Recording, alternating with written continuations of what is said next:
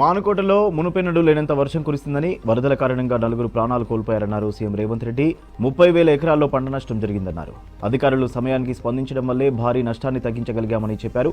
మహబూబాబాద్లో పర్యటించిన సీఎం రేవంత్ వర్షాలకు దెబ్బతిన్న పంటలు, రోడ్లు, ఇళ్లను పరిశీలించారు. పురుషోత్తమాయగూడెం బ్రిడ్జిని సందర్శించారు. ఆకేరు వాగు బీభత్సాన్ని సీఎంకు వివరించారు మంత్రులు. ఆ తర్వాత కలెక్టరేట్లో వరదలపై సమీక్ష జరిపారు. మృతుల కుటుంబాలకు 5 లక్షల పరిహారం ఇస్తామని తెలిపారు.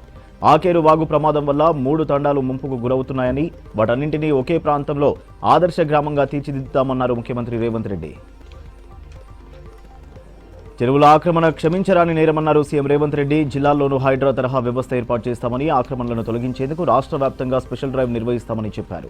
చెరువులు, నాలాలు, కుంటలను ఆక్రమించుకున్న వారి జాబితా రెడీ చేయాలని అధికారులను ఆదేశించారు.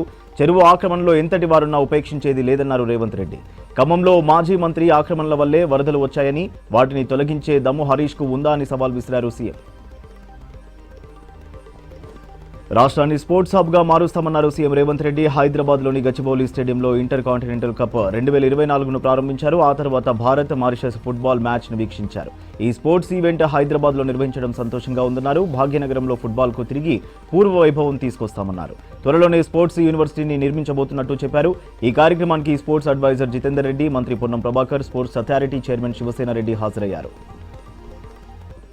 ఖమ్మం జిల్లా ముదిగొండ నియోజకవర్గంలోని మున్నేరు వరద ముంపు ప్రాంతాల్లో పర్యటించారు డిప్యూటీ సీఎం బట్టి విక్రమార్క. న్యూ లక్ష్మీపురం, పండ్రేగుపల్లి గ్రామాల్లో వరద నీరు వచ్చిన ఇండ్లను పరిశీలించారు.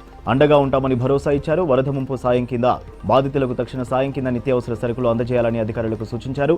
ఫీల్డ్ విజిట్ చేసి పంట నష్టం అంచనాలను తయారు చేయాలని అగ్రికల్చర్ ఆఫీసర్లను ఆదేశించారు.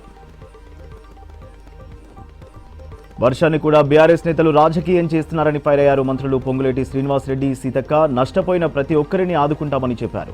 వర్షాలపై ఎప్పటికప్పుడు మానిటరింగ్ చేస్తున్నామని తెలిపారు. 10 ఏళ్లలో పశువులు చనిపోతే బీఆర్ఎస్ సర్కార్ పైసా పరిహారం ఇయ్యలేదని విమర్శించారు. అడ్డగోలుగా మాట్లాడితే ఊరుకోమని హెచ్చరించారు మంత్రులు.